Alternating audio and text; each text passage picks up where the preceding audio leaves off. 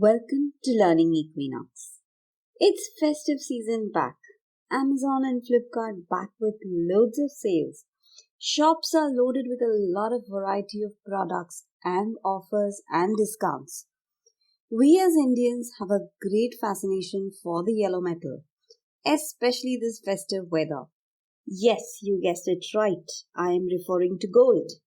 But is gold a safe option? Does it actually yield good returns? Is it a good investment option? Today we shall look into gold bonds, gold equity traded funds, which is commonly called as gold ETFs, and gold mutual funds. In our video today, we shall see what are the different products, what are its key features, and thirdly, as an investor, what are the things you need to look into while deciding between these various options. Before we begin, do let me know in the comment section if you're enjoying our videos on financial literacy. If yes, hope you are hooked on to our channel by subscribing to Learning Equinox and hitting the bell notification so that you get updates every single time we upload our videos. Also, do not forget to join us on Instagram at Learning Equinox so that you are updated with whatever is happening at our end. Now, moving on to the topic. The first thing, what are the different products? If I talk about gold as we widely know, the most auspicious yellow metal. It's always been a fancy for all of us to buy gold and gold ornaments. We spend on making charges on these ornaments. Secondly, we need to keep it at a valuable place like a safe or a locker. So we hoard it in lockers where the metal lies for years. In hours of need, we look at it and sell it. This appreciates over a period of time and we benefit from this growth. So in this way, we feel it's a great investment option. Now, let us look at the other options. They are not in the form of the physical metal, but somewhere linked to it in paper form.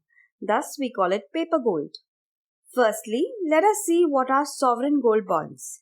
These are issued by the government for which the investor gets a holding certificate. It comprises of government security denominated in gold, where the investor is required to pay the issue price in cash.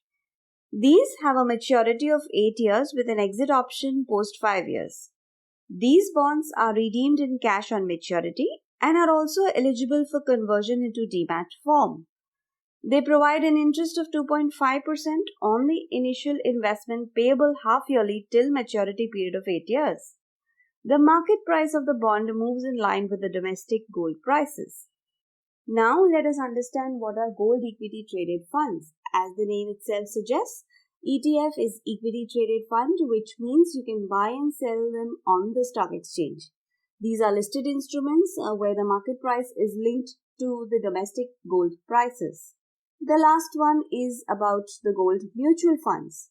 These are same like mutual funds, where the fund manager invests in gold and gold related instruments. For more on mutual funds, you can watch our video on mutual funds. I shall leave the link here in the iCard and the description box. Now, let us move on to the key features of all of these. If I talk about gold, you need to keep it in physical form. Storage here is of significance and it does not yield ongoing returns. The only return that you get is as per the market value when you sell it. If I talk about sovereign gold bonds, these are issued by RBI and thus are safe. They give you a return of 2.5% annually on the initial investment payable half yearly till maturity period. These can be stored in demat form and can also be sold in the stock exchange after a period of 5 years. The issue price of these bonds is linked to the market price and thus you can sell it too at the market price. So besides being safe, they fetch the same value as the physical gold and are also giving you ongoing returns. The third one, gold ETF. Gold ETF are exchange traded funds. They help the investor to diversify and spread their investment in a safer investment class like gold. These are available on the stock exchange and you can buy and sell these gold ETFs at any given point of time. The next, gold mutual funds. Like any mutual fund, here you can invest in lump sum or as an SIP.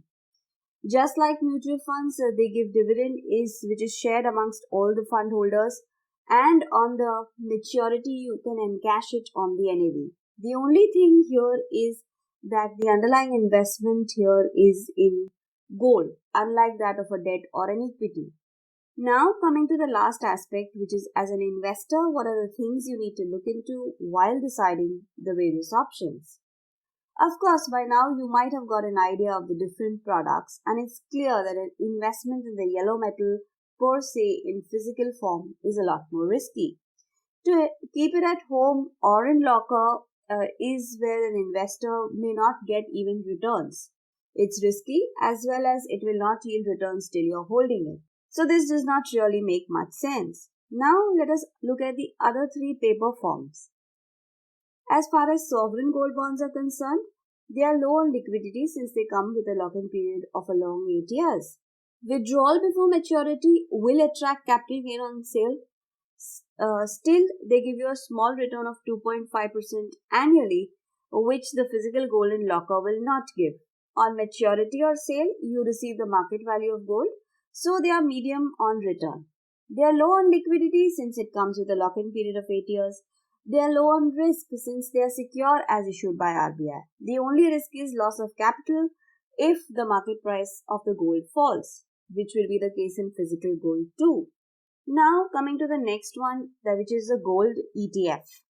Gold ETFs are instruments that can be bought and sold in the market just like shares. The only thing here is that the price of these instruments are linked to the price of gold. So these can be said to be highly risky since they are linked in the market. They are high on liquidity since you can sell them any given point of time.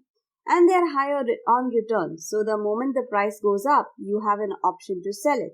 Again, on sale of these ETFs, it attracts capital gain tax. Now, gold mutual funds. Like any mutual fund, they are medium on risk, medium on liquidity, and medium on return. Also, the sale attracts capital gain tax. Thus, as an investor, basis your risk appetite, you need to make a wise choice between the various options available.